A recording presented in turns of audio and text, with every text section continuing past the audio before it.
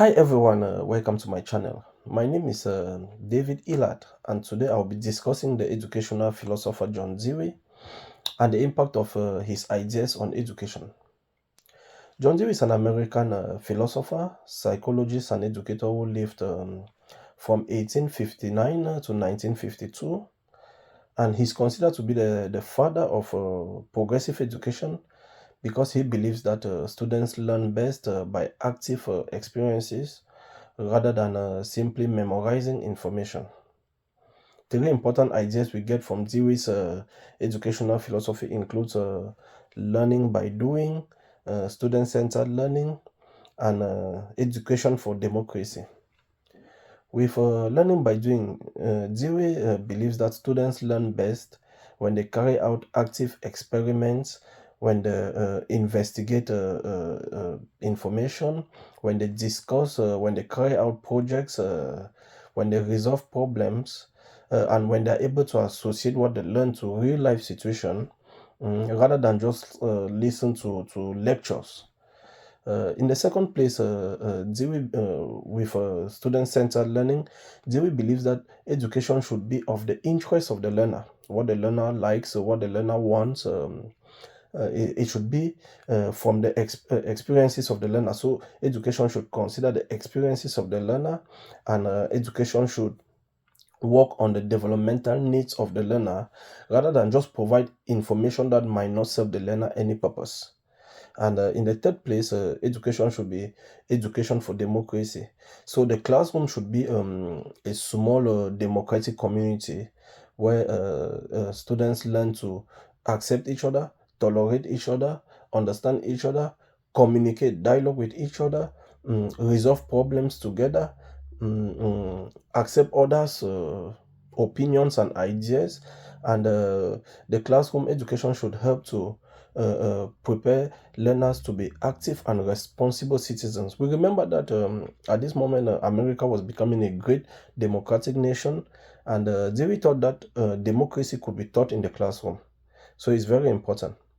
Now, Dewey's educational philosophy, the impact of Dewey's educational philosophy on modern day education, we see them around three major areas, including the project-based learning area, we see it around the cooperative learning area, cooperation, and we see it around modern teaching techniques. So, project-based area simply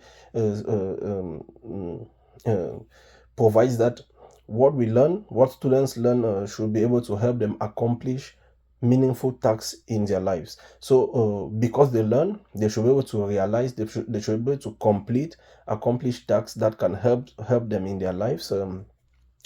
We look at cooperative learning, and we understand that today a lot of classrooms function by class. We have the classroom discussion, we have peer learning, we have collaborative projects, we have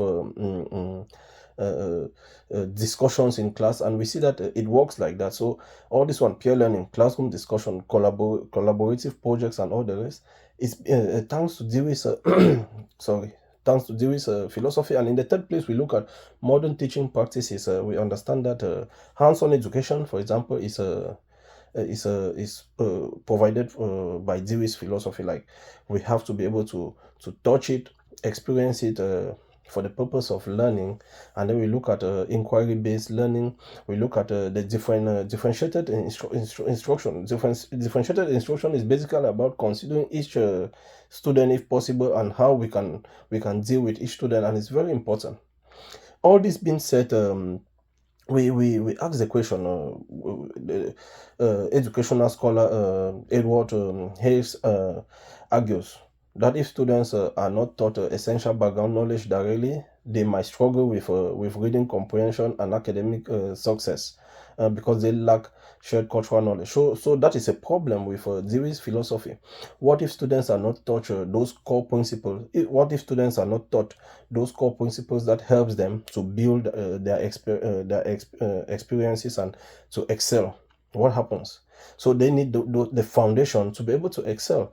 And myself, I asked the question, what about the size of the classroom? Big classrooms compact curriculums and all the rest, and we see that it's very difficult to accomplish that task based on individual needs and individual interests.